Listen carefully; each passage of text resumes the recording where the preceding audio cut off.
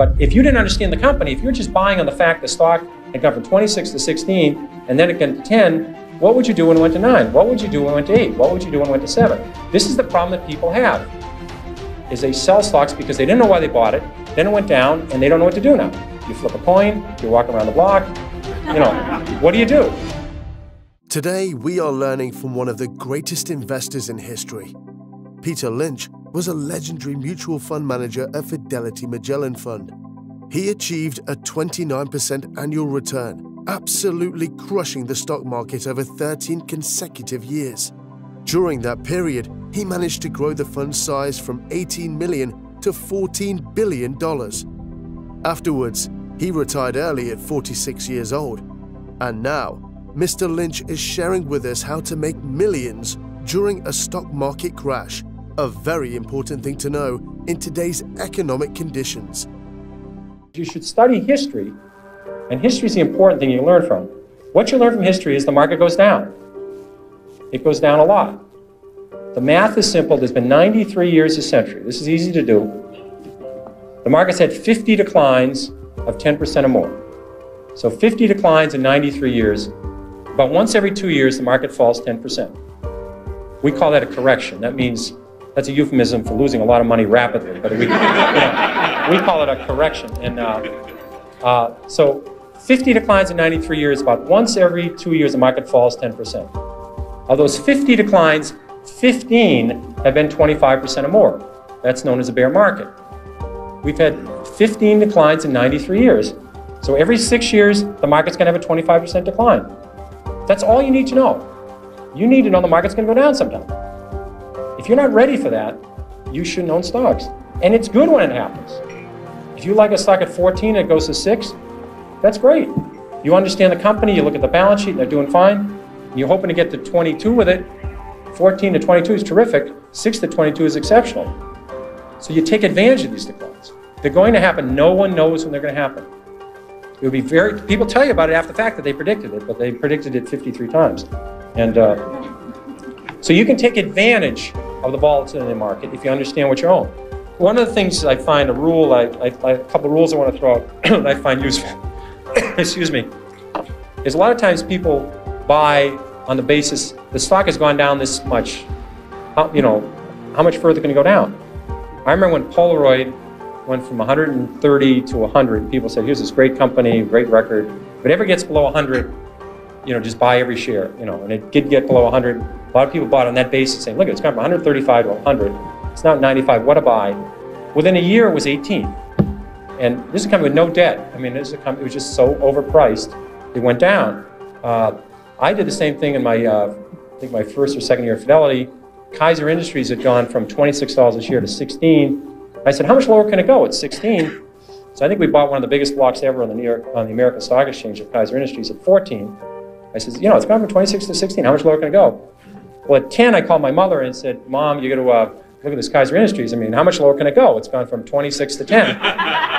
Well, it went to 6, it went to 5, it went to 4, it went to 3. And now I unfortunately this happened rapidly, or I would probably be still caddying or working at the Stop and Shop, but it happened fast. So I was able to, it was compressed. And at 3, I figured out, there's something very wrong here because Kaiser Industries owns 40% of Kaiser Steel, they own 40% of Kaiser Aluminum, they own 32% of Kaiser Cement, they own Kaiser Broadcasting, they own Kaiser Sand and Gravel, Kaiser Engineers, they own Jeep, they own business after business, and they had no debt. Now I learned this very early, this might be a breakthrough for some people. It's very hard to go bankrupt if you don't have any debt. It's tricky, some people can approach that, it's a real achievement, but they had no debt, and the whole company at 3 was selling at about $75 million. At that point, it was equal to buying one Boeing 747. I said, there's something wrong with this company selling for $75 million. I was a little premature at 16, but I said, everything's fine, and eventually this will work out.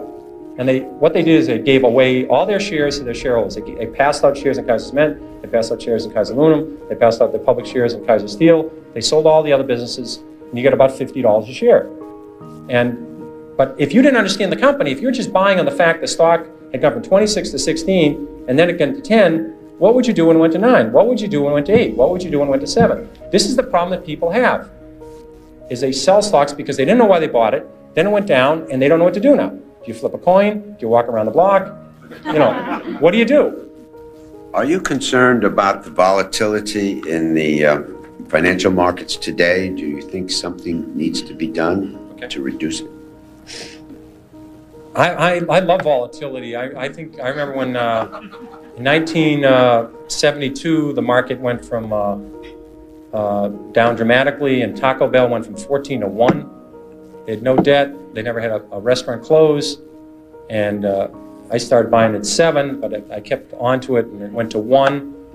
And it was the largest position in Magellan in 1978 when it was bought out by $42 by Pepsi-Cola. And I think it would have gone to 400 if they didn't buy it out. I think volatility is terrific.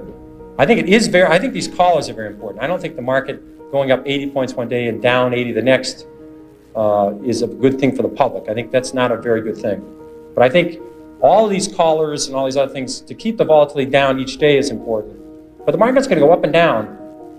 Human nature hasn't changed a lot in 25,000 years. And some event will come out of left field, and the market will go down or the market will go up. So volatility will occur, and markets will continue to have these ups and downs.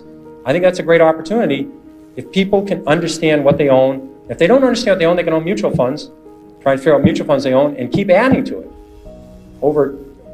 Basically, corporate profits have grown about 8% a year historically. So corporate profits double about every 9 years. The stock market ought to double about every 9 years.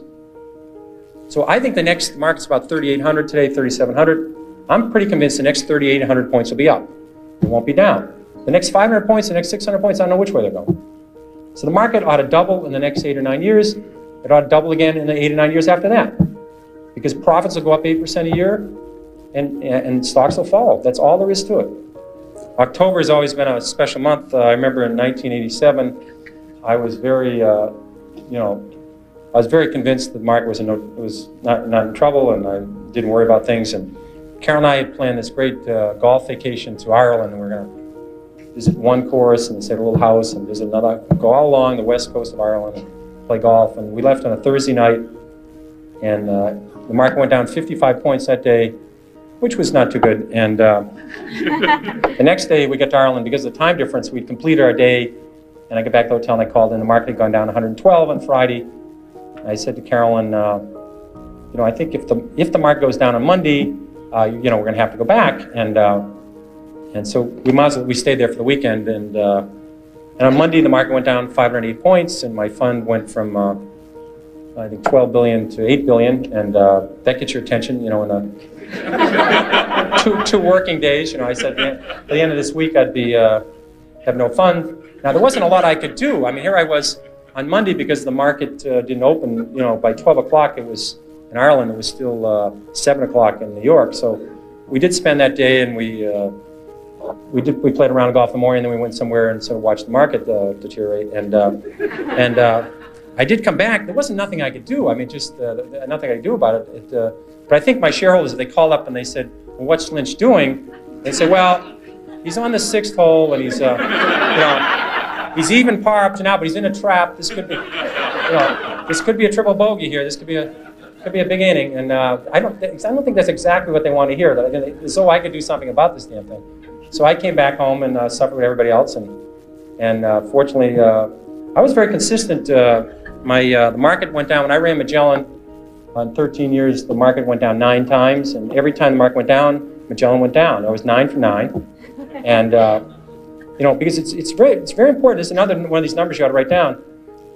If you put $1,000 in a stock, all you can lose is 1,000.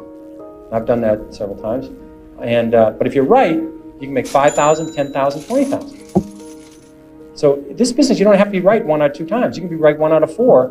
It's a long time. The times you're right, the company's doing well, they're doing a great job, and you add to it, or at least you don't sell it, which is a terrible tragedy. So you can make more money on the upside. So I just wrote those out, and I will now flip a coin to tell you where the market will go to 4,000 this year or next year. Heads means it goes up. It's a 2-headed coin. The market will go up in the next year. That's it. That's all I ever know about the stock market. You'll be very pleased in 10, 20, 30 years. Stocks will beat the hell out of money markets. They can beat the hell out of bonds. This is important whether you're investing for a 4-year-old, a 14-year-old, or a 74-year-old. You have to say, what am I going to do when the market goes down? Because I've had audiences like this larger audiences, and I'll say, how many people in the room are short-term investors? I've never had anybody ever raise their hand. I mean, everybody in the world is a long-term investor until the market goes down.